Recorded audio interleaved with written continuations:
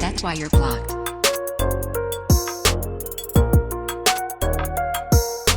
Blocked. That's why you're blocked.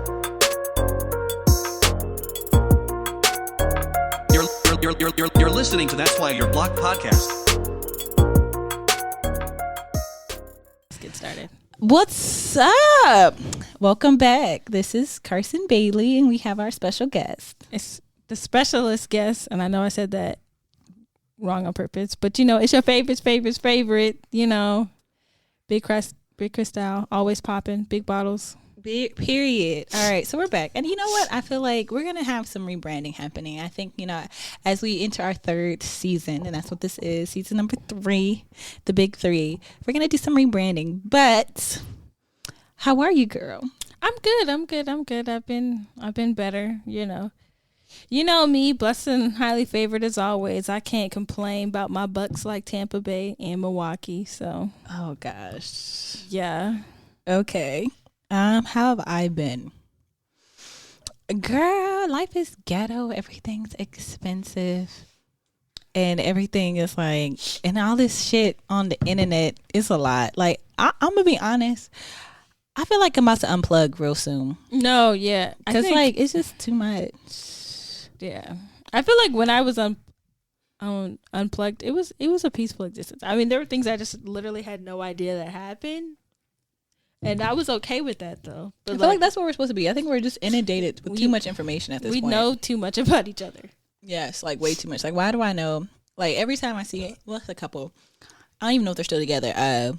Megan Fox and Machine Gun Kelly. I was like, we need to know less about each other.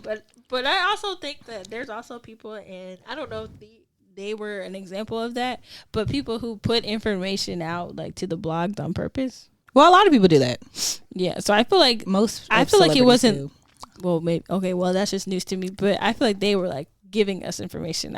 Because nobody was asking whether y'all was drinking each other's blood. Like you told us that unprovoked. Well, I mean, you know, they do the interviews, and that's how they get popular. You got to be salacious to be popping. So I part of me, you got to say, and I think that's just part of social media in general. It's just so much outlandish shock value kind of things that one.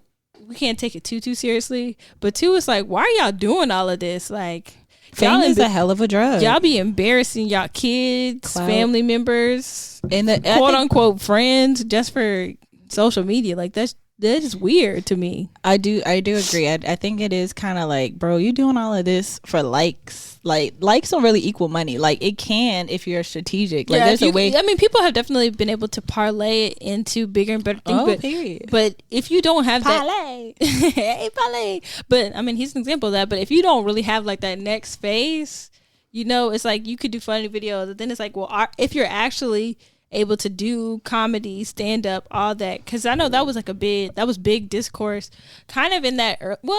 I mean, we're still kind of in the early stages of like in social media, but in that kind of early Instagram when people started translating to I don't want to say actual fame, because I mean that is fame nowadays, but into like doing other stuff. Yeah, using essentially social media as a launch pad. Yeah, at first that's what social media was. Like, you would do YouTube, social media, whatever, to get cemented or introduced into other legitimate markets. Like, you would do social media to get reality TV, so on and so forth. But now it's kind of its own thing. Where you don't really need that kind of thing. Because people would be like, oh yeah, I would do this to get my own show. But it's like, you having a YouTube or you having the Instagram, what is it called with the videos? Reels. Yeah, you having that's your own show. Truly. And then you're in complete creative control. And I think people don't all realize that, because that's what happened to that guy, right? He was like one of the first people that go from YouTube, but he didn't really do shit with it. That he had beef with the people on Wild 'N Out, Spoken Reasons. Well, I mean, he exploited some of those people. Well, and I guess it came back to bite him. And then I think, you know, like, if you're really pure, like, this shit gonna work out for you in the end. Truly, when you like on some shit like that. But there's a lot of people, like the Paul brothers. At one point, and this is the difference between being white and being black on social media, because they had one of them niggas had a Disney deal, and I'm like, you fuck up a Disney bag. Damn, like, this nigga was on a main character show. Yes. I had no idea. Well, I guess I haven't watched Disney in mad long, but I didn't know that. Wow. Yeah. So like doing like the kind of, I'll be honest. You don't really follow. I didn't really. I don't really know what kind of content they did. I remember that one thing. One of the two of them disrespected some sort of suicide. Yeah.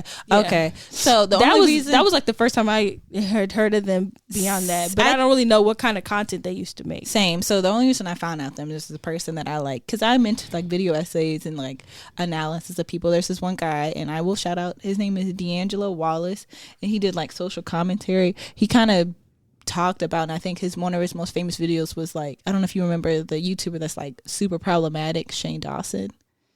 I've heard that name and the fact that he's problematic, but I don't know why. A host of things, and like the bottom, I don't really know what his tier of it was blackface. Like that was like the mild. That's the mildest thing that he. A lot of people used to do blackface, like early 2010s and like 2000. Yeah, minstrel shows and shit. Like he did that, and then but like I said, that was like the mild part.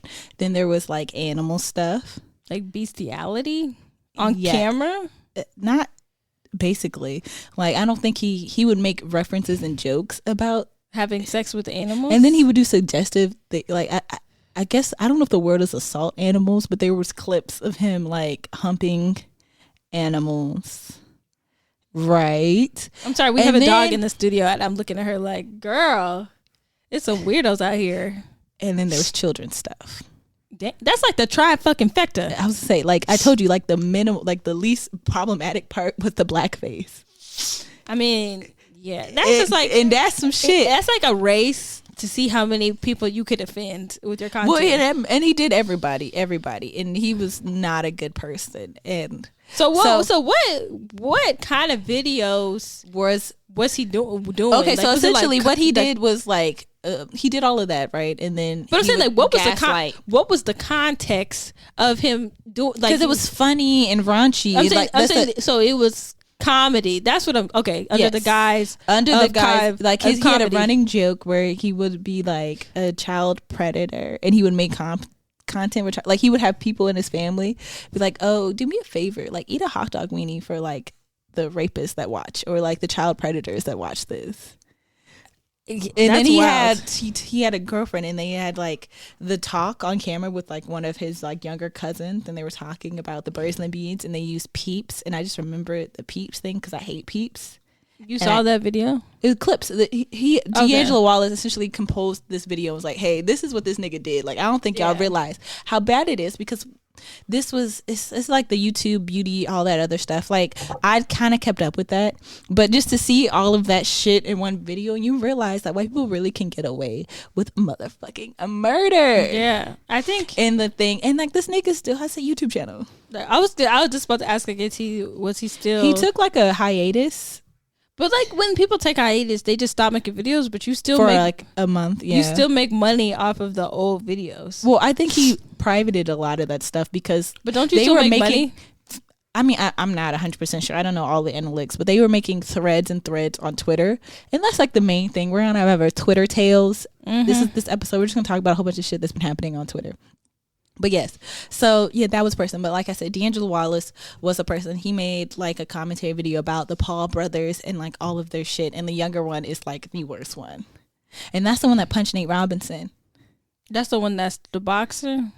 Quote unquote. And I was so mad that he lost. Because like, that nigga's and terrible. He's undefeated. And it's like fucking killing me. But also at the same time though, and this like whole thing, because I'm a big, like, I watch boxing, all that stuff.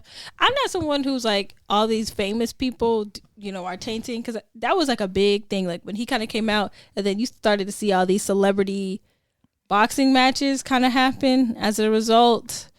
I don't think it necessarily taints the purity or like the quality of boxing, because I know that was what boxers were saying, or that's what's his name said, like Gervonta Davis. But I'm like, they're not really boxing. Like, yeah, it's like if you go to a fucking pickup basketball game and it's like you can't watch that and expect everybody there to be technically sound, and like it's not going to be the purest form of basketball at its core or whatever, right? It's it's not that. And also, like, they're not really fighters. Like, these people probably train maybe 2, 3, 4 weeks. I mean, don't get me wrong, though. Boxing is intense. Training for it does get you into some good shape if you do it right. But they're not boxers. So they're just doing it for money. Which I mean, that's what boxers do, right? They're doing it for money, but it's different. It's different when you're professional, like you're around with this is your craft, you train in and out hours at a time. But I heard that the Paul guy, he was already talking about how he was experiencing like slurred speech and like other issues as a result of his boxing. But I'm like, he had like, I don't know. I mean, I don't know. Like, it seems kind of like early, like. But I mean, how many times you gonna scramble that egg? The stuff that he's talking about, you usually don't see. But also, like, he's one of those people that like just say shit to you saying that now makes he probably just said that shit just to. But it could be true. I don't know. I've never really boxed. You know, the girl I am is not a fighter. Baby, I would do. Period. I would like train. Like, I would like low key. I would like want to just join like somebody's camp. I don't really want to spar. I just kind of want to like do all the work with them, you know, because you mean like camp, like train with them? I meant like a boot camp class, like an 8-week thing. I'm like, that would be good. I could do that. But I'm thinking about like, because when they really like go to camp to like train for the fight, that's like what 4, 6, 8 weeks. Like that's what we're talking about. The same thing. It's just like that environment. Like they need people to like go with them, be in the gym with them. I don't necessarily want to be the person that spars, but if you need somebody to like, you know, we could do some jumping jack, push-ups, motivate, whatever. But I'm not really trying to like do the physical part. Do you think you could date a boxer? See, I really like. I don't know. I've never really. That's a good question though, because I've never really kind of encountered or like talked to a boxer, so I don't really know what their mindset is. I know the whole thing with me is like, when you're a really good athlete, you don't have time. That's not where I was going with it, but that is true. I mean, boxing's kind of different, but in order for you to be really good, like you have to completely embody, right, that personality of that. So I always like factor that into a position. If I were to talk to like, I mean, but that's with anything. Like it's somebody that's good at or values their craft. Like that is a good portion of their personality. And I think I'm getting to that point where I'm like, dang, like I talk about my job a lot. Yeah, like, somebody don't really like their job, but like it kind of like you say, like when you're doing it, it kind of oozes out. It consumes you. So translating that to like a boxer, can you turn that switch off? And I don't. But at the same time, though, I don't want you to turn that switch off at the expense of me. Like if you're, you know, striving to be the fucking heavyweight champion of the world, like, you know, you're chasing this, and you have to be, in order for you to be good at your job, right? You have to be a predator, you have to be attack mode type stuff. But I feel like we're kind of getting to the point where the reason why I don't think I personally could is because like you punch people for a living, and like if you get mad, would you punch me? And that's kind of where I was getting at. I think so, and then you think about so many of these boxers who, but not even just boxers, but athletes in general. Well, oh yeah, that's what I was getting at too. It's like these people who, you know, you're on attack mode, like that's how you're wired, and yes, like that's gonna help you be successful in your life, in your profession. But like if you can't turn off that switch, I don't know if I can fuck with that. And I feel like people whose egg has been scrambled too many times, and in boxing, that shit gets fucking motherfucking scrambled. But that's hard. Why I said, like, technically, I think I'm not super, so like, don't do too much in quoting me. But I know you're only allowed to fight a certain amount of fights a year. I think but that's how it is now. You know, them old school niggas, they was just flipping that egg. That's it. That egg was fried, dyed, and laid to the side. And so I think that is like the biggest thing. But I know that is a misconception. But you know, you might have some understanding growing up with somebody that in your life, right, was an athlete. And I mean, I have been around athletes before. That's what I'm saying. Like, but I'm talking about even like just long term and like the effects of like being with somebody whose shit was probably scrambled a few times. I don't think I could live like that. But a part of me does feel like I would be a very good coach's wife. Okay, but I don't know. I would say boxer. If you were dating a boxer, would you go? If you were, would you go to the fights? Probably. I would support my man, right? But like, could you date a boxer? Like, and the thing is, with that, like within boxing too, it's just such like a mountains and valley tops. Like if you lose, like your shit's done. Like you. Well, yeah, because you're climbing to the mountaintop, right? So the only one person could be a champion. Yeah. So like to me, it's just like it's. I mean, I get why it's addicting to a lot of people because it's like either it's like the greatest thing ever, like the mountaintops and the valleys. Like I couldn't. I mean, and that's a portion of it too. You know, and so I didn't even think about that. Like part. Supporting somebody right in the highs would be easy, but like the lows seem very fucking low, and this person already is very aggressive and combative in their real life. I mean, damn, you kind of. That's another layer. I didn't even think about it because even with the loss, right? There's like the emotional weight of that loss. But then you in boxing, you got your ass beat, and so like there's a whole bunch a physical of stuff. Aspect of it. There's the emotional. Wow, you know, like there's a whole bunch into that. So but like if the love of my life was a boxer, what would I do? I would need him to like stop boxing, and then we could. Well, I mean, and here's the thing though, you can only box for so long because you getting your shit beat up. I don't know. You can't box for more than. Well, you shouldn't be trying to box for like 10 years. And I don't know. As long as 10. And then boxers, I'm not gonna lie, like they kind of small. Well, like I'm a big gal. I want a big boy. Heavyweight. But even heavyweights, they not really like that. They're big. They're big and tall. I mean, what's his name? The bronze bomber guy, the one that was like to this day, he's like 6'6". Or 6'7" or 6'8". Okay, well that changes a lot of shit. I'm gonna take back some of what I said. If you start at the very first fucking weight, what's it called? Weight class. It's like a 5th grader. Yeah, they're like fucking. They either call them like flyweight, featherweight. They're like 100 pounds. These are grown men that are 100 pounds. Little dude, yes. Listen, y'all. If you want to humble yourself, look at the fucking weight classes, and then see what fucking the boxing weight classes, and see what fucking weight class you're in. They're super heavy. Bet your ass do cardio tomorrow. The thick class. I saw that shit and I shut the fuck up. I put that muffin down, bitch. No, it's actually kind of crazy considering these are grown men. 100 pounds. Yeah, but I mean, you know, everybody. People. Could you date somebody smaller than you?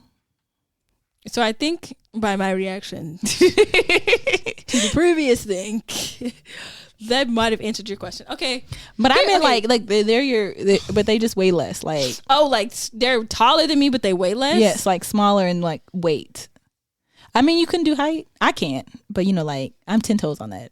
Me too. I mean, weight. I've never considered it because I feel like if you're taller than me and you weigh less than me, you're emaciated. Maybe string bean, but you know they say about string bean, the weight goes somewhere.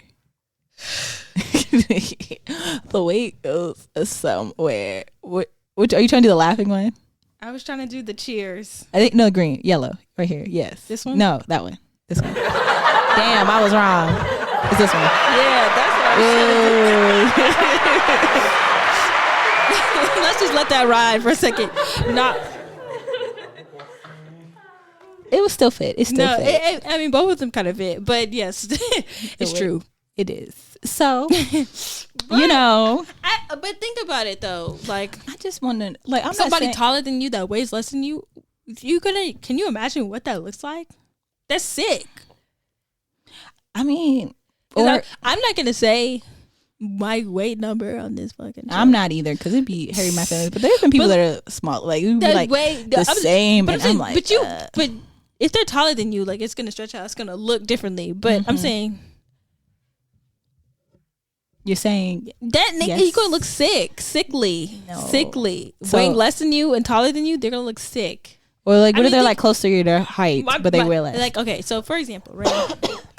Granted, my brother, right? He's basically about a foot taller than me. Yeah, damn. Basically, and give or tall. Take.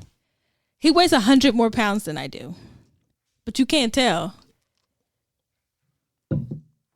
Imagine how sick. Hey, damn, that nigga does not weigh 100 more pounds than me. Oh, I'm so thick. Imagine how sick he would look if he weighed less than me. Boy, I'm not saying that tall. I'm saying taller than you. Okay, but I'm saying. But I'm hearing what you're saying. I get what you're saying. So the senses of this question is but it's still no. I just, okay. All of this to say no.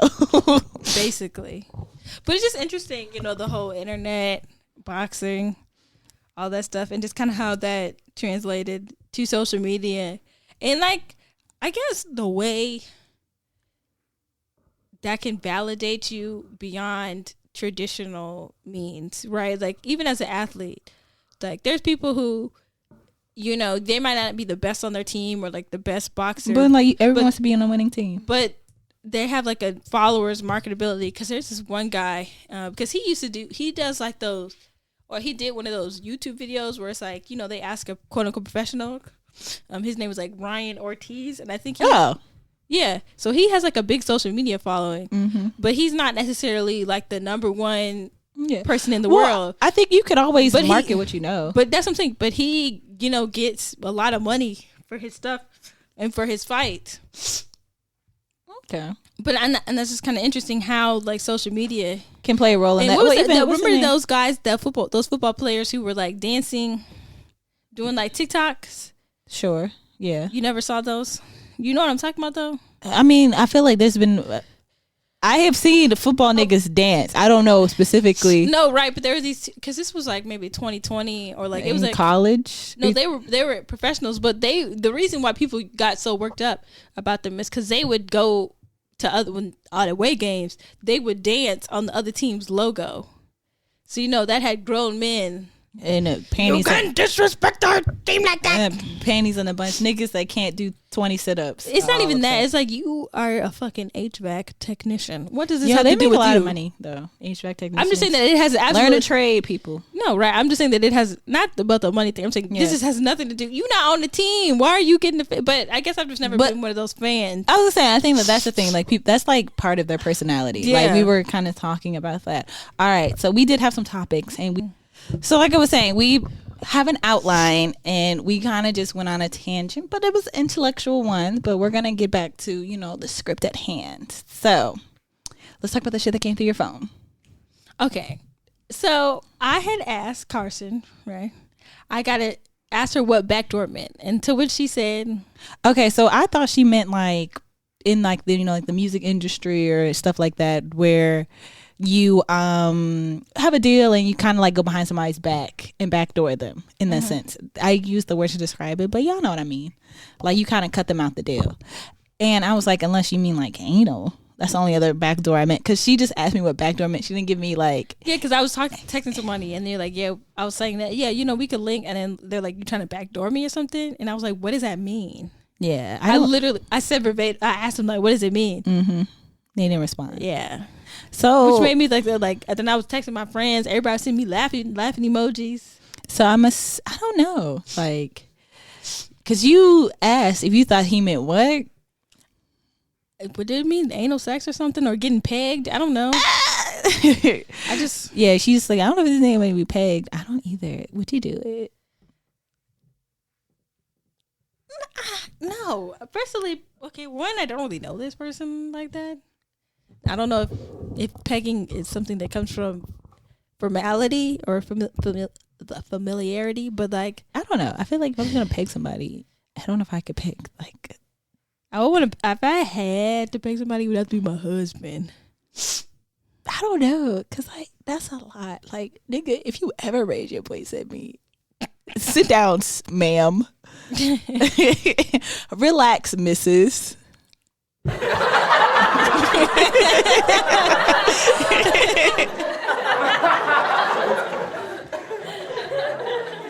It was just good to use it at the right time. Okay. Learning the buttons, y'all. Yeah, we using it.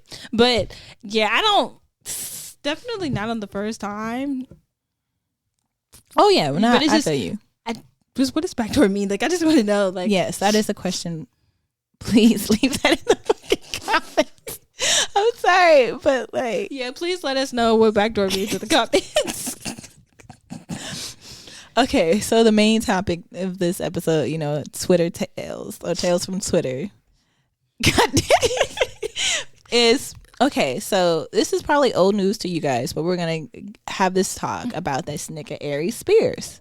So we know that about like a week and a half or 2 weeks ago, he had commented. He was in an interview. Was that Vlad? It's Vlad, snitching like ass Vlad, something to that, where he was talking that kind of theme video. where they just put you in front of a camera and ask you questions. Yeah, it's definitely that thing. Opinions. I was like, I don't know if it was Vlad per se, but the question was asked, like he was talking about Lizzo, and then he described her. She said that she looked like the shit emoji. And so, he then, people were eating him up and stuff for that, as they should, because Lizzo, one, is very talented. She's not fat or in shape. Like, in order for her to perform. Well, I guess, and part of his whole thing was like, y'all talking about women's empowerment and stuff like that, but he brought up. Damn, bitch. This bitch is having a fucking. He brought up health issues. Which is not funny. Y'all. She's laughing because I just sneezed. Yes, but not the health issues, but no, this bitch has just been going through it. I'm having a little allergy situation. Oh my god! But yeah, so and I think that happens a lot when people talk about or trying to make fun of or be mean about fat people, like, but you're, diabetes and high blood pressure and hypertension. And so, mind you, this man, he had that diabetes kind of dark circle eyes look, like he could be in danger. And then his response video, I know he was in his bed with the fitted on saying, oh, y'all trying to talk about me, but like the things you're saying is how I get women.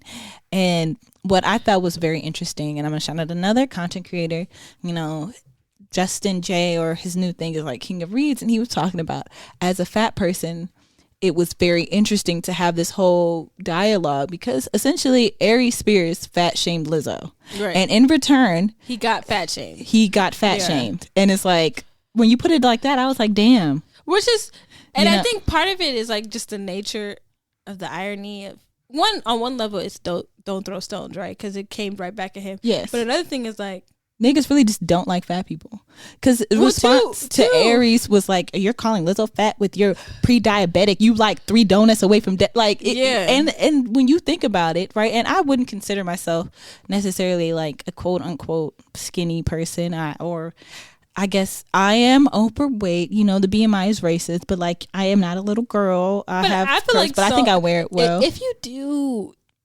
BMIs, like, it's racist. I get that, but like I am somebody. But more often than not, like, you could be in good health and be overweight with BMI. Technically overweight. Yeah, but I'm not gonna lie, I'm not in the best shape. The normal range, the quote unquote, what is it, normal, or where you're supposed to be range. One, it's not even that large of a swing considering facts like muscle weighs more than fat. Yes, like the whole premise of it is racist. I had a sniffle, so it's okay. Okay, I'm gonna let it go. But you know how, and this is off topic, but like, you know how when like you notice something and now you just can't unnotice, right? Like it. if somebody were to suck their teeth, or say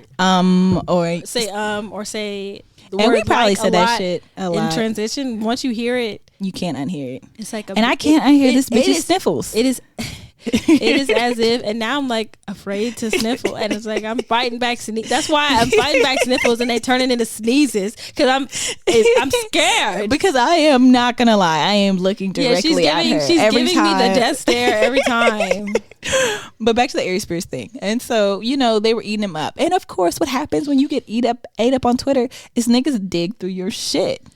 And like the shit that popped up was definitely not something I expected with an Aries Spears. Yeah, that stray I did not see coming. And I'll be honest, like I had heard of Aries Spears, and I was a kid when what was the show on Mad TV? I thought he was on like Wild and Out, but it might have been probably all of those things. No, I definitely think he was on Mad TV, and like he's somebody, like I can't think of an Aries Spears joke off the top of my head. Yeah, I don't really know. And I think that he and Tiffany Haddish are both people that he did impersonations. He did? No, I don't think was that him. I don't think that was him. Who's the guy that does the impersonations? You know who I'm talking about? He always sounds like that's not Aries Spears. That is not Aries Spears. That's not Aries Spears. His name is because you're Jay Farrow. Yes, he's the one that does a good impression. Oh, I'm sorry. My bad. My bad. So Aries Spears, I guess, would be somebody that played a role, but like I can't think of an Aries Spears joke. I can't think of an Aries Spears role. or what I mean, like roll on like Mad TV. Like I think he and Tiffany Haddish are in the same thing of like they'll play maybe funny roles or be in things, but when you think I cannot think of anybody a Aries Spears stand up. When you think about like shows like that, like Mad TV, SNL, the people who are memorable, like you remember them doing something, right? Like the people who, when they did the like that the 2008 election, like that whole series, like that was Sarah like a very Palin. that was like a very funny. Or the SNL one time, or the Mad TV one, the lady, the what is her name? You know, Deborah something. Remember the one who's like did Whitney Houston? Oh no! But when I think of Mad TV, I think of like Angela Johnson, and she was like, "And what you want to order?" Yeah.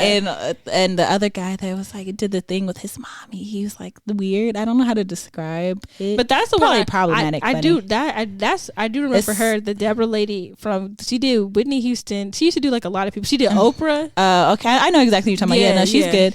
I mean, when I think of SNL and Mad TV, but Mad TV wasn't on TV that long. I think it probably wasn't, but I mean, they're all the same shows. Yeah.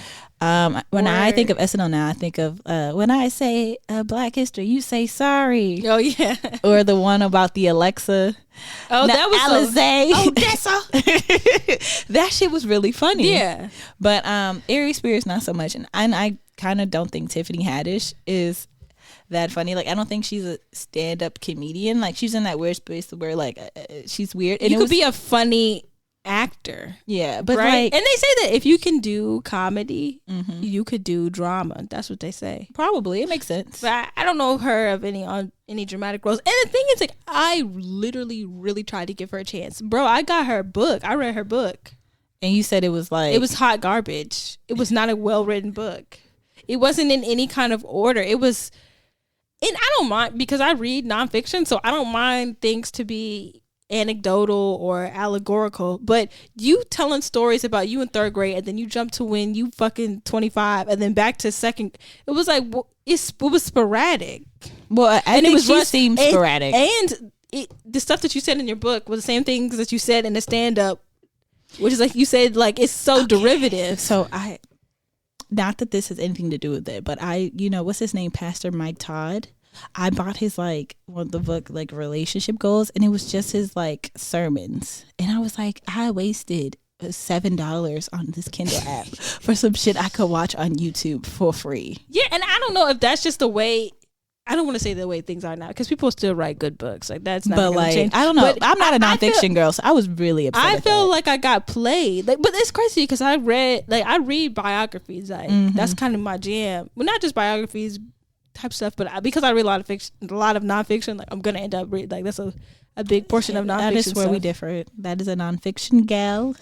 And I'm a fiction girly. I like my romantic things, and it's like so weird because like I don't like watching romance films, and that's kind of like you could do that. Yeah, I guess, but you watch more real life stuff that happened. So yeah. Oh shit. Yeah. I guess I'm a. This is where the two words roads converge, right? But the Tiffany Haddish thing and the Aries Spears thing, like I said, I recently saw a decent amount of stuff from her. Like she had an interview where she was talking to Marlon Wayans, and she was asking him like, why don't you ever hire me? Yeah, I saw that video. And like, girl, are you not embarrassed? Are you not embarrassed? I think he was trying to. He answered it. I thought he handled it well, and it's kind of like it just kind of goes to show, like, girl, who would ask this? Like, you asked this in front of like, and I feel like that was probably his initial reaction, but because. And this is not just on Tiffany Haddish, right? But nowadays, these stars, famous people, have lost the art of media training. Like, yeah, we need to bring back A&Rs. Is that what A&Rs do? I don't know if that's what A&Rs do, but bring back media training. Yeah, because she kind of was asking him, like, why haven't you or your family put me in any of your movies? I audition all the time, and apparently even one of the roles was like a Tiffany Haddish archetype, and she said I didn't even get the role with my name on it, and he said you weren't fit for the role, and what he said was she had some maturing to do. Yeah, and I think it wasn't like maturing it was like maturing in Hollywood. Maybe that's how I process it. I mean, I think it was both. Like, yeah, like there's a time and a place for everything, and like I think people will, and maybe she's because I'm I've seen interviews with her when she was first rising, how this has been something she's been really working hard towards. So like you want to like get to the room and like you get so excited that you kind of like fuck up and like talk too much. I feel like she doesn't have the art of silence, for lack of a better word. Yeah, and I think, and that's kind of, I know this is an old phrase, but it's definitely one of those when keeping it real goes wrong. Oh yes, I think that's definitely because you're trying to be relatable. You know, it's me, Tiffany Haddish from what she's from LA somewhere. You know, I'm a homegirl. I'm just like everybody else. Do all this, but it's coming off like. This is gonna be far fetched, but I think that she does in this thing is sort of she's willing to be a caricature, and like minstrel souls is kind of what I'm getting at. Like she's trying to be like black to white people, and so she'll do up the stereotypes of like bringing red fried chicken to the red carpet, and you know, like the way that she seems to present herself to me is kind of like what them niggas used to do in the early 1900s and how they portrayed people of color. Yeah, it's just, you're doing a lot to get attention, but it's not, one, it's not helping, and two, it's not giving you the attention that you want, because you are portraying this, and I don't know if it's a character or if that's really how she is, but you're not getting the validity that you want. Yeah. And it seems like because you're kind of like doing too fucking much, for lack of a better phrase and words. But all right, let's get into the Aries Spears and kind of Tiffany Haddish, how they all kind of come together. Yes, because all right. So I was just perusing. Well, no, like I know that I work in education. Back to school started, and like I was in a whirlwind of shit. Like they definitely, for lack of better, bent me over with no Vaseline the beginning of the school year, and the things they wanted me to do. And like I said, I'm in a new school, new system, so like, how do I say this? Y'all not gonna catch me again. But like, I had not been really active on social media, so I just happened to look on Twitter one day. Like, people were telling me, like, "Did you see this?" And so I had to like Google search. It wasn't really Google search because it was on there. Yeah, Tiffany and Aries, because the Aries Spears thing, I saw that happen in that discourse, and like that. Happened. Yeah, I knew that. And so then I'm like, well, now what the fuck what did Tiffany do? Yeah, because I saw a tweet and it was something about Aries Spears and Tiffany Haddish, like it's unacceptable. And when I was like, how are these two people connected, related? Yeah. I did the same thing you did that search on Twitter, and then I saw people say they're out of pocket, they're predators, and all this other stuff, like these big allegations. Yeah. So essentially, what happened is there's a sister and a brother who are suing Tiffany Haddish and Aries for grooming and what else? Like I guess just overall kind of predatory. I don't really know the legal, I don't think it's the legal jargon for but it. It's not like sexual. But and the thing is, it's not. I don't think a crime, quote unquote, has been committed in the sense of. But that's But I don't know. I don't know the legal situation. But yeah, so they're under like there's a lawsuit happening, and apparently this girl has been brewing stuff up for a while. But the thing is, right? There's a clip. Video, yeah. There's a clip, and it's kind of hard to like not like deny that. And I don't think I've heard, at least at this point in which we're recording, I don't think any of them have made a statement. She made a statement. She did. Oh, I'm not privy to that. So yeah, you go. Oh, just look it up on my phone. Yeah, I was pointing at your phone so you could like look it up real quick while I was talking. So what? Because I saw it and then I saw the discourse and then like the video and then I saw the link to the video. And the video that I saw was Aries Spears and this young boy, and essentially Tiffany Haddish. So like this is supposed to be a skit, mind you, for some comedy collective show on the internet. I think it was called Funny. It was for something called Funny or Die, which I'm not super familiar with, so I don't really know how. Okay, so this is a childish. All right, so now I'm not saying that this is credible, but just the first click, right? Child sexual assault abuse suit. That was a lot of words. But okay, so the video. I'm sorry to cut you off, but like I guess it's a child abuse suit. That's all I wanted to say. I'm sorry. Keep going. Okay. But in the video, it's Aries Spears, Tiffany Haddish. I guess he's supposed to be. They're connected, related in some way. They don't really build a bunch of context, but Tiffany Haddish has this young boy, and she keeps leaving in the video and leaving the Aries Spears character to watch this little boy in different settings. So, mind you, the first part, the boy's basically in a diaper. I didn't see all of that. Oh. All I saw was like I said, I saw a very redacted video because I think she had talked about it first, and like I was like, oh, let me go look at it later. And at that point, I don't want to say it was like scrubbed from the internet, but like there wasn't an original clip. There was people. I saw a video of somebody on YouTube talking about it, so they had clips of him in a bathtub, and then Aries Spears like, oh, y'all watch him, and then they didn't show the next scene. Yeah, I was gonna explain what was in the video. I'm sorry. Go ahead. Let me show my fat ass up. But I do have her statement. Okay. And I'll read her statement, and then you'll describe the video. Okay, so you said you'll read the statement and describe the video. Yeah, so you can go ahead and read the statement. I am, but like my phone is not working. Don't you hate that? It's so I'll finish describing the video. So the first clip, because she's like, hey, I need you to. I'm sorry. Go ahead. It's like, hey, can you watch him really quick? And it's Aries Spears sitting at like a kitchen table, and the little boy is playing with toys, basically in a diaper. Mind you, this kid looks like he's maybe 5, 6, or 7, too old to be in like a kind of diaper situation anyways. So he's holding a newspaper, Aries Spears, with holes cut out for his eyes. And then the song, I don't want to mention the artist because it's another redacted ass nigga. It's a very problematic person, but the Bump and Grind song is playing as he's looking at the little boy. And then he'll be playing with like a car, and then he'll be moving in a way where like he's clearly looking at this boy's butt or his body, right? That was the first scene. And then then the second scene was him in a bathtub, and she's like, hey, I need to do this, whatever. Can you watch it really quick?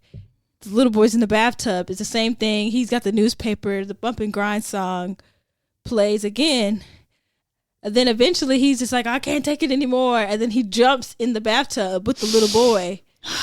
Yeah, that part was edited out. But he had clothes on. He jumped in the bathtub with fully clothed. And then it cuts again, right? And then he's at the kitchen table. The boy's there.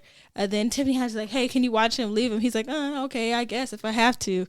And then it goes to switch perspective to the little boy, having the little boy look at the Aries Spears character play the Bump and Grind song. And he's like making suggestive moves at Aries Spears like that. And then he seems to be uncomfortable. So that was what the video that I saw. And then apparently there's another video with the sister of the people filing the suit. And it's Tiffany Haddish. And one part of the clip or the video is like her eating a sandwich. And she's telling the little girl to eat a sandwich in a suggestive way to get attention. And this is all supposed to be like a comedy skit. Yeah, it's supposed to be. All right, so her statement that is, and I quote, I know people have a bunch of questions. I get it. I'm right there with you. Unfortunately, because there's an ongoing legal case, there's very little I can say right now. But clearly, while the sketch was intended to be comedic, it was not funny at all. I deeply regret having agreed to act in it. I really look forward to being able to share a lot more about this situation than I can, because the lawsuit apparently happened this past week. Let me see. But yeah. That was a lot. Yeah. And like watching it, it's like, yo, how did this get cleared? And that's like, and then the thing was, it was on the internet for a while. Like it just recently potentially got. I guess I didn't know about it, but I'm seeing, because what the clip that I saw, it was on YouTube. Yes, and I think it probably was on a YouTube sketch. And the goal, I know that they were saying that they were trying to get him to be like, trying to put everybody on, quote unquote, with that sketch. So like the child was supposed to help him in his career, and it just seems like that is such a predatory part of that industry. But I don't know, accepting less for the sake of, well, not even accepting less, but like you're essentially putting yourself out there in those questionable things for the potential to be famous, right? Because he was probably sold a dream, and like the reason why he did that, and he was taken advantage of. And that does go to school, even with YouTube, right? Because like we have child labor laws on like acting sets and all this stuff, and I just always worry about like these family channels or these kids channels where they do video games, they play things, and it's like there's no like way to check that. Like how long are you filming this? Like, are these kids wanting to play video games and stream, or they want to be a part of these videos and vlogs? What's the name of the account? The Coogan account? Do they have Coogan accounts for YouTubers? I don't know. And I'm saying, like, are they even seeing you know what a Coogan account no. is? So it's a thing for child actors where 30% 30 to 40% of your money it automatically goes to you when you turn 18. So even if your family and fucked your shit up, terrible thing. Yeah. Well, no, I don't think it has it because there's like a lot of like this is one really famous one. It's like Ryan's Toys or something, and made like billions or millions of dollars. And I'm like, does Ryan have an account where that's going? Because like he's an actor in all these videos, his grandma's in it. Like, are these people getting like, do they get paid if they don't want to participate? Is there any protection for them? And just even being on the internet in and of itself, like, yeah, I don't know, but it's a lot. Because I saw the thing about the Coogan account because similar Twitter situation, the whole Jeanette McCurdy. Yeah, her situation. And I thought that, like, you know what, right on. And Dan Schneider needs to get arrested. I feel like we're right on the cusp of like him having a Harry Weinstein moment. Harvey, yeah, sorry, Harvey Weinstein moment. There's a lot of people who, and I hate that this is the colloquial phrase, but it's just easier to get my point across.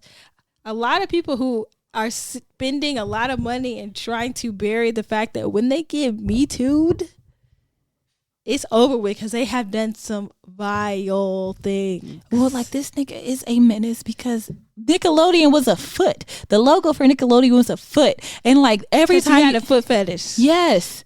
And then there's a lot of clips of like feet jokes and other sexual things. I heard he would get them drunk. He would do a whole bunch of sexual things to get comfortable on the shows. On a lot. Like, one of the guys said that he doesn't remember most of the filming because he was that fucking drunk on the show Victorious. Who said that? The black guy? No, the other guy, the one with the girlfriend. I mean, I know who you're talking about. Yeah, he was cute. Yeah, but yeah, no, they did a lot, and it was just like all those shows, and apparently, allegedly, not that anybody. I mean, yeah, this is all alleged at this point. It's Jamie, like the baby father. Yeah, and I heard that. I heard that was something that was on the Twitter tales too. That apparently, and someone made a picture. They took a picture of her daughter and Dan Schneider, and they put their faces together, and they were like highlighting the similarities in their faces. I really, really hope not. But like, that shit is so tragic. But like, a lot of people have had issues, like Amanda Bynes, Jamie McCartney, a lot other girls who were kind of written off of that show. Because talked about the girl that was from Zoe 101. The first season, but she wasn't on there. Yeah, that was her character's name. Yeah. Because and then he seemed like he would pick somebody, or like Sam and Cat, like she had to like perform or like wanted like to get a spinoff. It was a lot of sick stuff. And I guess her mom was raised her. I didn't read her book, but I've seen clips and stuff. But like the Dan Schneider thing, this is not the first time this information has come around. And each time it comes out, there's like more and more. So like, it's a bubble. It's about to burst. Because I know it's definitely about to burst. But it's just crazy because he has, or I don't know what, he was obviously up there or is still up there in Nickelodeon. So there are a lot of people and powers that be that are trying to prevent this from happening, because of protect fallout, his will be very big, because it doesn't just affect him. But where was I going with that? And like, damn, I lost my train of thought. It's just wild. I mean, like, well, no, because what was I saying? Like, one of the stars in Victorious, she had came to them. It's like, hey, I think this scene is like very sexy. Because this was the older sister on Victorious. Yeah, she complained about a particular scene being a little too sexy. She was over because she was over 18. I think she was one of the few people. I don't know if she might have been 18, 19. Everyone else was maybe teens. Or this is, I guess, at the beginning. But either way, so she had complained about a particular scene being too sexy, and they were like, haha, girl, we don't give a fuck. And they still aired it. And so you kind of like have to go back. Part of me does want to go back and like look at the content. I mean, it's on Netflix. It's there, like, it's available, right? And then I also saw a thing related to Dan Schneider where I don't know if the word was, I would have to go back to Twitter to remember this verbatim, but it was either cheese or something, and that was like a code for boobs or butt, and like how he would make like jokes about cheese or something. But he was really, nigga is sick. Yeah, like it really meant this is a sick Negro. A Negro, a white man. Yeah, he was Caucasian. It's a Caucasian man. Yeah. And you just think about the kind of stuff that these child actors go through, and then on the other side, we just say, "Oh, they're messed up," and because like, they went through a lot. What's her name? Drew Barrymore was in rehab by like 13. Because you trying to, their parents are living vicariously through them. You got your 13-year-old and so that's in the why, club. so think about that. So right, with this fame, this money, right? This is YouTube Hollywood. But think about these YouTubers that are like pseudo celebrities and these children, right? Right. Same thing. Like I don't know. Like there's no protective laws. I mean, the Cooking account, that's only 40% that you could get. But I'm like, niggas on YouTube don't have that. Right. So what is that look like?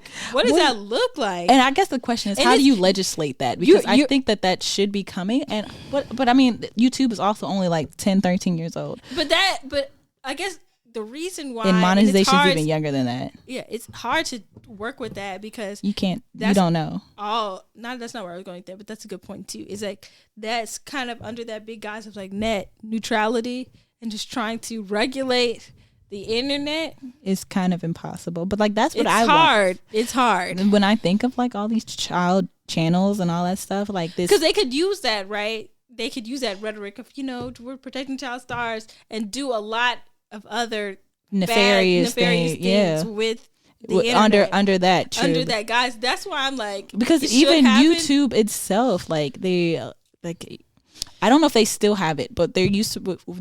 For a while, you couldn't comment on like children focused videos, like because a lot of niggas are fucking sick on the internet, and you can still view it. The YouTube comments sections on videos are crazy. It's ridiculous. It is like off the wall, and that's a part of the reason why I don't think I would. And so many people social media can do or say whatever because you're behind a keyboard. That's what the keyboard warriors really are. Like niggas think it's Twitter. YouTube comments. Yeah, they say ridiculous. A whole bunch of stuff. I mean, Twitter is bad. Twitter is bad too. But I mean, they're all kind of bad. Instagram is kind of bad too. But like they be going. But YouTube comments. Maybe TikTok's bad. I don't have a TikTok, so I don't TikTok is pretty crazy too. But like TikTok, they will eat you up in your comments. I know. I've seen people like be just like say a lot of vile things to people who are like bigger for existing. Like this one girl did one of those like couple trend videos, and the girl, her man is like fit and attractive, and I guess I know who you're talking about. Yeah, it's like she was like thicker, and this one girl followed her man, was like, you should not be with a fat woman like that. You need to be with me. And I was like, the gall. And they say a whole bunch of shit. But that and just I can't imagine. And I know like I've seen so many of these social media like children like how do I say this, like you're kind of watching them like be traumatized and taken advantage of, or like sexualized. You can't walk away from that, right? Because at least when you're on a TV set, there at this point now there's end. The season may end. It may at some point it's gonna end. But like if you're making content, you're making YouTube at home. What are you gonna? Like, how does it end? So much like if you let's say you don't want to participate, like you don't want to film today, what happens to that child? So your parents are you forced? Like you're the breadwinner essentially. Like if you don't want to play with toys, but that's the whole thing. People ain't never gonna want to stop the gravy train, and they're not. And even like I've seen it on almost all of the forms of social media, right? And like I don't know. I'm not saying I have the solution to that, but like I wish that there were some ways to protect these people. Because and then that kind of goes into, because could that be that's not really like CPS kind of issue. Well, I've seen that happen. No, I've seen like people on like the blogs. Because what if you say I'm not feeding you today if you don't do YouTube? Yeah, and they probably do, but we don't know. But I've seen people like the YouTubers or the lifestyle vloggers, family vloggers and stuff. People have called CPS on them, like the blogs and stuff. Like I've read those. I've read the blogs before. Didn't know that. Yeah. Well, were they doing things that were worthy of CPS being called? It seemed like they weren't. Like their living environment wasn't like the best, and I was like, I don't know, because the one person I do know for a while, I think she was sharing a lot of information, like. You could see, like where you live and like that. That's nothing to be cognizant of filming, right? Yeah, because and then I guess I don't know, because like I said, for that particular, I can't think of her name, but like she had a family channel. She had a lot of kids like back to back to back, and like they weren't the same family, and it seemed like they weren't living in like the cleanest or like save his environment, but I also know how evil and nitpicky people can be. Because I know another person, they had like a similar thing, and I'm like, the child seems like the mom is a little weird, right? But like she doesn't seem to be, like. And that's the thing, people could just call CPS on you just because they don't like you, and because of whatever being mean, like in social media, So like there is like. I don't want to say like it's outliers, and like there's a lot of things that within social media, and I think a part of it is being so young. Right and new. now, it's like we're still in the wild west of infancy. Yeah, like it's not even 10 years old. What's not 10 years old? Social media? No, social media is older than 10 years old. But how old is Facebook? Facebook started in maybe 2007. No, before that, maybe like 2000. Because think about like MySpace and stuff like that, Black Planet. I mean, they AOL, what is it, Voices or Faces? That started early 2000s. So that was like, social media. But MySpace started in 2004, 5, something like that. Facebook where we are was 6 now. and 7. I mean, it wasn't where we are now. But it has evolved. But I'm just saying, so like you said, we're in the wild. What I'm saying is we don't know. Like we are people that have grown up within like social media has been a part of our life, but we haven't grown up on social media. Like the generation after us, they're only have had social media. Yeah, I mean, social media kind of didn't. Because at first, social media was for niche groups of people. Like it was started off purely for older people. Because you could. Well, I think it's still supposed to be like that, where you're supposed to be a certain age to have accounts. But I know when Facebook started, it was only for college students, and you had to have a college email to create an account. That's how Facebook started. I believe it. I'm thinking things have adapted and evolved, but I mean, it's just different now because you're supposed to be 18. No, it's not 18. I think it's 13, 14. Maybe one of those things, 13 or 14, to have social media. I know Twitter, I think it's 13 or 14. You have to be at least that age. But is Twitter any different because you're 13 years old? I don't think so. They don't. There's no there's no way to police the internet because there's so much stuff out there. But they have YouTube kids. And I mean it's supposed to be, but like even like things like they put a lot of, I remember a few years ago in like the middle of like the kid videos, so you would click it and it'd be like, let's say it's like a 20-minute videos, like several minutes into where if you were a parent that wasn't watching it with them, they would have a thing where it's like, all right kids, I want you to go grab a knife. And it would make like a voice. It's like, all right, you're gonna run with like scissors or like hurt. Like it would be encouraging kids to hurt things. And I've even seen on scrolling on the little YouTube shorts, every once in a while there'd be a video advertising porn or something incredibly sexual. Whoa. And that's another thing. The porn on the internet. Okay, so this is something I did see on Twitter. Essentially, there was this, and I'm kind of conflicted on where I stand on it. Right? How is this? Hold on. How is that stuff not getting flagged? So many other things get flagged, but I don't know, casual. Because, like at a certain point, like where else, like. I don't know if that's a bad thing. Like they should be able to. It's kind of like it's a slippery slope. You should be able to market, because I know people use OnlyFans. Like they use their social media to promote like things like OnlyFans, or like I guess if they create their own content. But there should be a filter or something that you press. So you're saying there needs to be like a Twitter X, Facebook X, Snapchat X? That could work, or it's like blocked. Like how sometimes they'll say like this is inappropriate or like view. Yeah, something like that. Yeah, I mean, but that because I don't want to see that all the time. It's on Twitter. It's kind of crazy. I think because you can see people's likes, and it's like these niggas are horny. I mean, Let me find it. And I have definitely muted so many people based on that, or unfollowed them just because I just didn't want to see it. Like in the gaming community and all that stuff, they seem to be like on the rise as well. So there was this a former adult girl that was a gamer, right, has stated that she has been denied like some sort of Twitch something because of her past involvement in the adult industry. And I didn't think that was fair. But then somebody else marketed. So let me, this is an article tweet. It's like, former adult star Adrian Chichink, that's not how you say her last name, has stated that Epic Games has denied her involvement in the Twitch rivals Fortnite no build event because of her past involvement in the adult industry. She was also unfortunately notified just an hour before the event. So they kind of like kicked her off last minute, right? And I was like, well, that sucks. I don't think that that's fair. Because like, if she did porn, she should still be able to play video games. I don't see what the one has to do with the other in the section. But then this other person tweeted, the gamer industry will forever profit off the sexualization of women while treating them like dirt. Being a sex worker or currently in the past or present shouldn't be treated as some grave sin in which you can't die from. But then another person that tweeted like, hey, like, the gaming Twitch stuff is supposed to be for kids. Like, it's a fairly kid audience. And so, like, Twitch is when you just record yourself playing the video game. But, like, I know people and I follow them. Yeah, but, like, the girl in another clip, this particular artist, you see her in, like, a nude fishnet thing with just, like... her nipples covered? Yeah.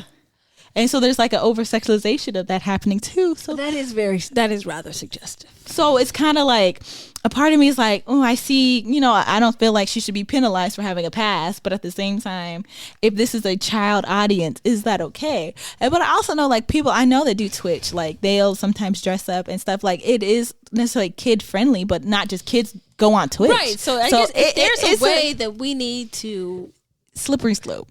It's a slippery slope, and it's hard to regulate because there are so many outliers and exceptions to the rule that it's almost a case by case basis every time. Truly, because like you want kids to be able to stream, do that, and I think then make their own money on the internet.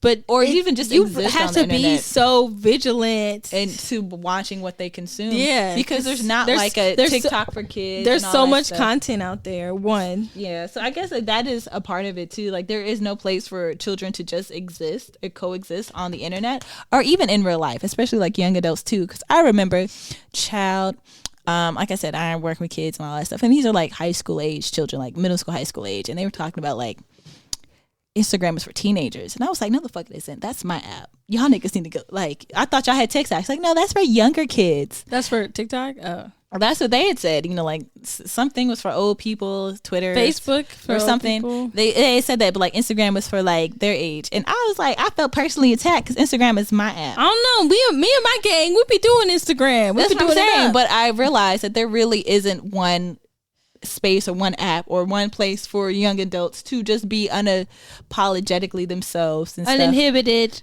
but also controlled. Yeah, so I'm saying, so like it is a thing, and even young adults, but even children, there's no like app or place for them. If you can have it to where, because I'm not even gonna say like create a new app because that's a lot of work, but if you can have it, we probably should. That's an option. But if you could have a situation where your child, teenager on social media is only acting and interacting with their peers and like their content is purely for them, that'd be great. But it's impossible. It's an algorithm, so anything could pop up. Well, and people lie. Like I know one person had a thing to where their child was on one of those video games and stuff. I don't know too much of video games. And like some old man like messaged the child, but thankfully she was smart enough to have all the stuff go through her phone or like alert to her, so you don't see the messages. But like there's just creepy old people that are in like Roblox chats and stuff because they know that's where the kids are. But that's always been a thing. Like they have I remember being a child and just having that in the back of my mind. But like you were smart or well enough or educated enough to have that. A lot of people don't. Because that's something that my parents did a big job of just enforcing. And like we were lucky enough because we were younger when social media first started, where it was just super wild, to where now you're kind of familiar, and if somebody's like, hey, let's chat or let's exchange numbers, you're like, hold up, you're just not gonna immediately jump to that, or hey, let's be friends or let's meet up. Like, no. Well, I think but there's been content, there's been media, there's been people talking about that, but that early stage, you really didn't know. Like if you met somebody in the T-Rex Friends of T-Rex group Club chat, Penguin, you thinking this is a kid because kids are on Club Penguin because you're a kid, right? I've seen a lot of people get groomed and all that stuff. Like a lot of the shit we talked about, like that shit happens there. So the internet is the wild, wild west, essentially. WWW, right? It's wild, and it's crazy how. But we should make an app. Don't take our idea. it's crazy how that stuff still happens. Well, and it's kind of like it never stopped. Like it was never. It can't. Can it stop? Is there a way to truly regulate the internet? Because at this point on the internet, most of the shit that only 40% people who use the internet are people. The 60% are like bots and stuff. Yeah. Yeah. So that are just constantly. I mean, that's how they, and that's the whole thing about virality. I don't know if I'm saying that word right. Well, the internet's free because you're the thing they're selling. The state, but that's not. Damn, bitch, damn. Like I have just oh my God, this bitch done dropped the microphone. Now and now your shit is off. Oh, she done fucked up. Okay, we back. Okay, we back. Damn, girl, you did a lot just now. I did, and I'll apologize. I'm grown enough to do that. You did a lot just now. I apologize. Okay. Anyways, but what I was getting at is that's kind of the crazy part in that virality, the state of being viral and all that, it's created now. It's not genuine because you can have bots just driving up streams, driving up views, just playing it on a loop on an algorithm. Well, that's the thing. It is now an algorithm to get people to think that you're popping or you but it's really because of the bots. Because you ever notice how some people just kind of show up out of nowhere? It's like, where did all this buzz generate from? And it was created. Well, and they have those phone farms that you could pay. People to just put you on the little phone farms, have all the phones just running, get streams up and stuff like that. So, I mean, and like I said, the algorithm itself, right, is inherently racist, bringing back, because everything is. But yeah, so that is true. It is now, I don't want to say it's harder to go viral, but there's a lot of other factors. It's harder to go viral pure viral, if that makes sense. Yes. From people just saying, hey, pushing your content. But this person. Even the stuff that goes viral now, remember the little boy is doing the corn thing, and now he's having advertising. He's everywhere, and he was just a TikTok. I'm happy for him. No, I am. Strike when the iron's hot. You do, but it's calm. He had a thing with Chipotle, and I'm I hope you're really getting a real check for this. And I think that a lot of what's the one that you could? What's that app that you could get people to make videos? He had a Cameo. His parents made him a Cameo account, and he was charging $150 or $200. The price needs to go up per the video, and you making big budget things and stuff. So I hope that the big budget stuff he got paid a big budget, but if Chipotle and all the other places only pay him $200, y'all are fucking sick, and y'all did that boy dirty. Yes, and so like I said, and even. It's now a sound and all that stuff. I think that I do like what TikTok has done for up and coming artists. Yeah, and I mean he was just but being some genuine. of the struggling artists be trying to make a shit a challenge, and then baby, that's not how it works. That guy that had that video with monkeypox in Applebee's, it was fake. Applebee's. This guy posted a video and he was like, "Yeah, I got monkeypox," and he was out in Applebee's. I didn't see that. I thought, it was all fake. To try to get people to listen to his album, but apparently, he's always done crazy stuff like that to get people to get streams.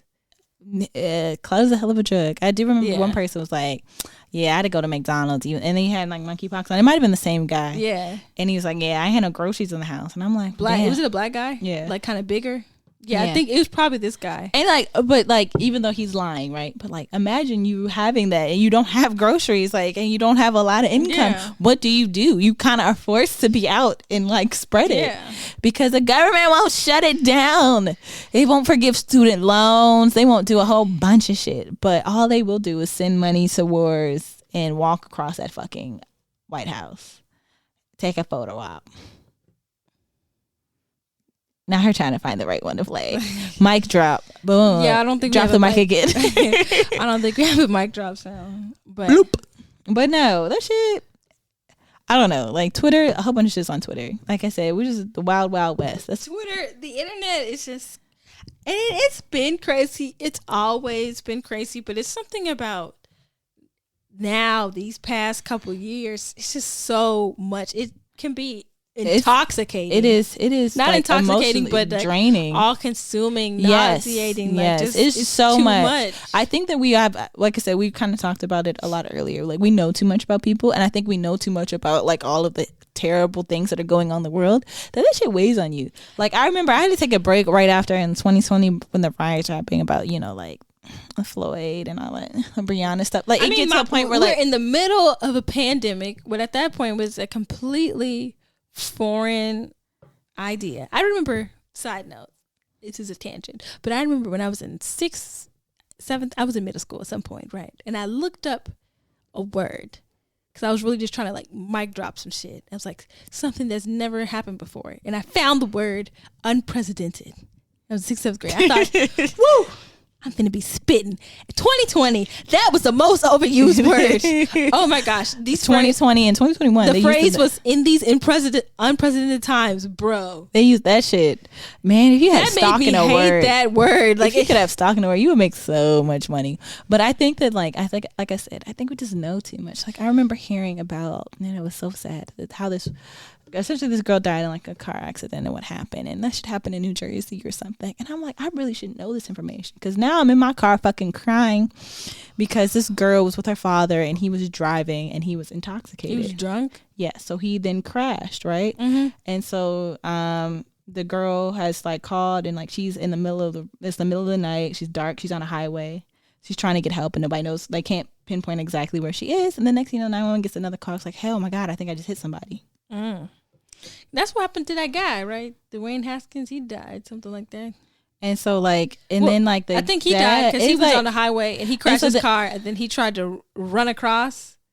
Or I don't know. Something like that, and then he passed away like that. But I'm like, this is a little girl that, like I said, called 911. The other person. Did the dad live? Yes, but now he's in jail for the rest of his life. So this mom lost her child and her partner. I was like, it was just too heavy. And I'm like, bro, I shouldn't, like, the way that we share information nowadays, like, I feel like that's the reason why people are so, like, in a constant state of just anxiety and stress. It's just, it weighs on you when you really think about it. It does. And I get that some people want to use social media for an escape. God. For a I'm sorry. Go ahead.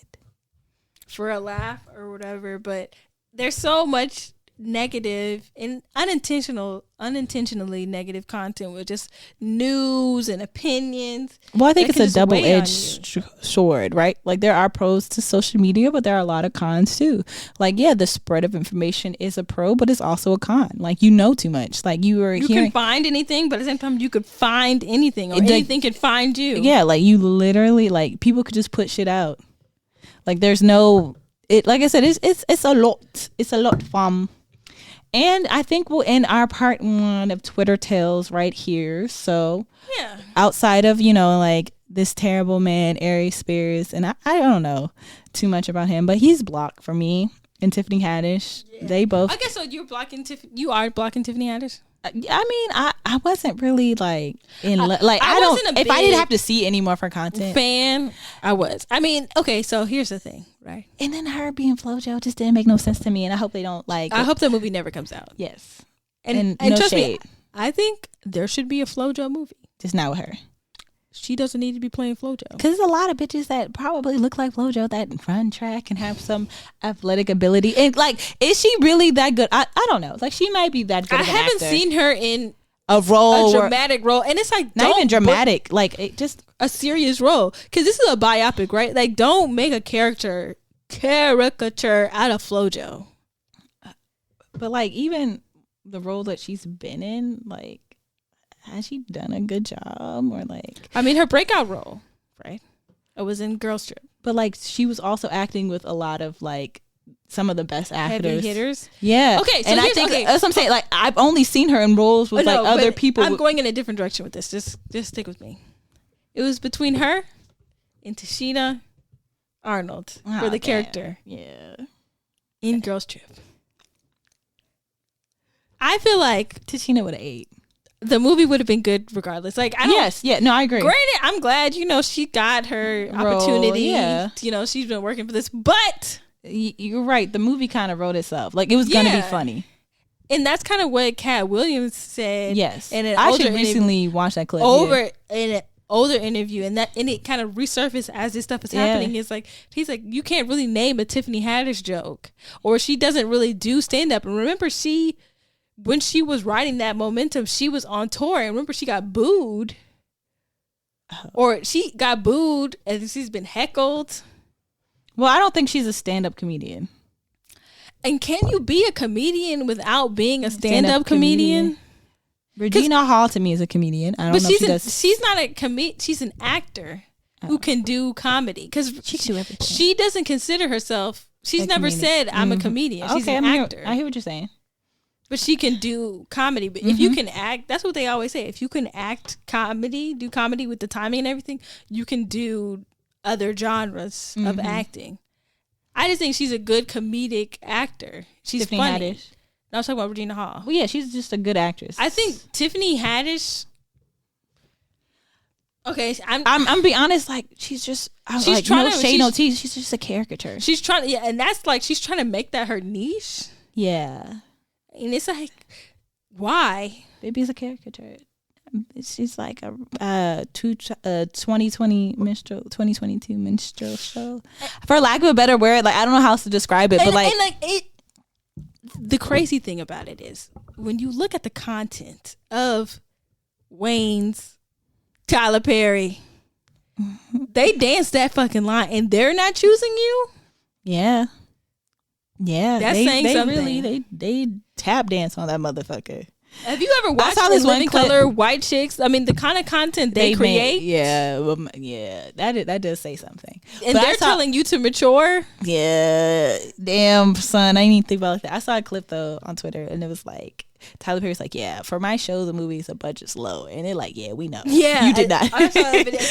Then it was just clips of different people's wigs. It's like we knew, and I just like, why is your budget low? You like, own the studio, or you write it. Why don't you direct it? You executive produce it. Why don't you want to produce better quality? Like to me, he's definitely giving something of like quantity. Like that's what he wants. I think he wants to be able to say, I've done all of these things, and instead you could do something that's really, really good. Like why not just do that? Like quality. And I think the same thing with like Tiffany. I don't think she is. This is shady quality. And I'm not saying I could do what she could do. No, I'm not saying that either. I'm just saying. But I feel like the roles that she's been in, right? Other people could have done. Like the movies is kind of set up. Like, and that's the thing. Like, and that's I guess what Cat Williams. Yeah, that's what we're alluding to. Like, if you can't be funny outside of that, you could. I mean, anybody could read a funny script. They could tell you. And that's the thing, like you could take direction. That's good. Like all these are good things. But as far as you considering yourself a comedian, I don't know. I read your book. It wasn't funny. It was cuckoo all over the place. It was all over the place. And the things that you were trying to be funny about wasn't funny. And that's the same thing with that lady, Miss Pat. I saw her stand up and I was like, I feel bad. I want to give you a hug. This isn't funny to me. It's but it like was the same, trauma dumping. And that was the same thing with like Tiffany Haddish's book. And like, I guess that's her style of comedy. Yeah. Well, I think I remember with the Miss Pat thing. Cause somebody said, oh my God, they're finally making these jokes. And it's like, baby, like when you like, this shit ain't funny. Like you're traumatized. You're traumatized. Her stand up was bananas. It wasn't even that. You said a lot, like she cursed a lot. She had a show on BET, and I was like, she still has a show on BET. It's on BET Plus, and I think it's supposed to fucking BET Plus. I remember I tried to watch like a few of Tyler Perry shows because like I watched Sisters and like that Sisters was terrible, and Sisters is on cable, right? Yes. And then so then on BET Plus they have Bruh, which is like the boy, like the it's boy the same, version it's of the same show, and it's like it's somehow worse. And that shit was really mind-boggling. But if you think about it, like shit is shit. Okay, if you put a different name on it, it's still shit. But like that shit was shittier shit. It was stinkier shit. I don't know how he was able to do it, but that shit was the worst. My first original criticism of Sisters was like, okay, this is a man. You're not a sister. You don't have sisters, and you can tell. Like I don't know. It just you're right. Your POV is limited because you can't. You're not a woman, so and you can just tell that he was the only person in the writer's room. Right, like some of the shit. He's always the only person in his writer's room because he brags about that. He didn't like the way the writers were writing it, but like to me, just like a lot of that shit. I'm like, this don't make no fucking sense. So then I was like, okay, bruh, he is a man, so obviously He could write about being a man, friendships with men. How was that worse? I really like I think I watched like 2 or 3 episodes because I really tried, and like that shit was so. I accidentally binged. I fell asleep on the show, and then it just kept going. And I woke up in like I guess several episodes in, and I was like, "This is worse than the first. It was worse than the pilot episode." But he also had another show, and the story never progressed. Like, yeah, the show was terrible. He had another show, and like the only reason I got BT Plus is Bros because I saw a clip on Twitter of a man on this Hot Pay show was like, "Let me smell your dick." And what was the name of that show? I can't remember, but it was about like a cult or something. It was bad, but like Tyler Perry wrote that show. Yes, and so I literally got BT Plus and I watched like 7 episodes to see that scene because I was like, "Ain't no way in hell that's some real shit." And that show was bad, but like when that clip, that was really the real clip in the show. Yeah, that was really the real clip. Because he was like, he thought, I guess he was having sex and you weren't supposed to do that in the cult, right? So he was like, "Pull your pants down." And he went down there and was like, and I was like, "No fucking way." But bro, that show was terrible too. I've seen clips of the Miss Pat show. I've seen like like I said, I've seen clips and I saw her stand up and I was like, you saw the whole thing of the stand up? No. I feel like I might have seen one clip and I was like, baby girl, stand up, yeah, or the TV show because it's the same jokes. Either way, I was like, the stand up in the show is supposed to be based, I guess, loosely on her life or something. You need therapy, and that's like maybe this is you processing your shit. This shit is traumatic. It was like I ain't never been to somebody. I have never been through the things that she's talking about, and I am fucking traumatized. Yeah, and I think that's another thing. And like black comedy, it's so okay. Well, not even comedy, but like I think that there's a generation of people. There's a faction of I guess it might be generational of people like, and I think that they process like laughing at in my real pain life, or stuff like that. To where because black people, we've gone through so much and like. But we don't have a lot of ways to express it, and we didn't have access to a lot of other things, mental health kind of things. Yeah, so we make jokes and stuff like that. And then but when you, at least at a point now where we're not in the same fight or flight, quote but honestly we still are like on some real shit, but not in like the grand scheme. But I mean, you think about it, it's different. Your health, you get one body. Well, yeah, but what I'm saying is you get one brain. Are we being? I mean, a lot of this, like, really, nothing has changed, truly. But like, we're in a different space to where we can be a little more analytical of like the past and how we perceive and like our parents and stuff. And I think that as either the oldest Gen Z or the youngest millennial, I have been in a space where like, my frontal lobe is fully developed now, so I can have conversations and understanding of like my parents and the people in my life that growing up I was looking up to and realized that they can make mistakes and they're trying the best and they have their own traumas and things that they haven't dealt with, and how that they kind of project that on you and how that goes. And so with that understanding, right, I realized that I think sometimes they don't know how to like, because it's fucked up, like it's trauma. Like we talk about PTSD with veterans and stuff, and there's a lot of people who grew up in urban areas and a lot of people that we know and grow up with and have raised us that probably have experienced PTSD of the things they experienced in their neighborhood. Like if you've seen your friend die, you up late at night, like you don't know where you're gonna eat, like that shit is traumatic, and that changes your trauma changes your DNA. And being a descendant of slavery, our DNA has passed down. I was like, it is. It's like like slavery, the Jim Crow, segregate, like our shit. I mean, and it comes out in 2 generations, if that. So like understanding that Martin Luther King grandchildren I don't think they're teenagers yet. Martin Luther King Jr.'s grandchildren, I don't think they're teenagers yet. So, and understanding that, right? So, like, there is an allowance that I feel like we can give them, right? But, like, I think that they're processing. I'm saying a lot of shit and not saying a lot at all. But, like, you kind of get what you're saying. I get what you're saying. And they're using comedy. I mean, it's just... And it is, like you said, laugh at our pain, for lack of a better word. That's really what it is. Girl, you did it. It's sensitive. Yeah. And they are sensitive. And I think that like I said, I've experienced people in real life laughing at it, drinking it, smoking it. Yeah, and then that happens. And eating it. Epidemics, and we talk about those things, right? And then there are direct correlations. Like nothing is done on accident.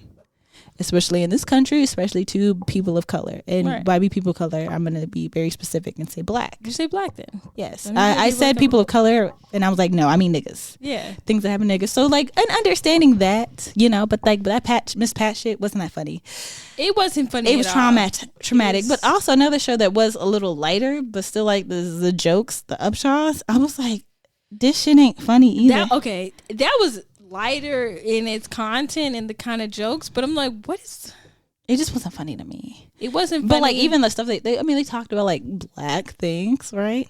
And I guess for me, my goal in TV shows is to have a black people and like that not be a thing that they talk about. Blackness. It was supposed to be, I guess, somewhat of a bridge between like the older kind of comedian centered sitcoms and I guess more progressive times, because like one of the things on that show, it was like they had their son was gay, right?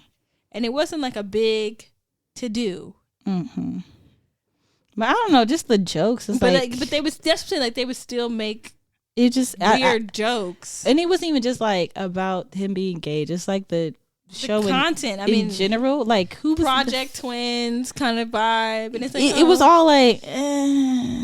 Keeping our head above water type shit. Well, that's good times. And that's a real reality, and I understand that. Okay, but like I said, my goal. If Good Times, even though Good Times did, I mean, some of their stuff was laugh at their pain too. Yeah, and that's a part of life. Written by a white man or created by a white man, Norman Lear.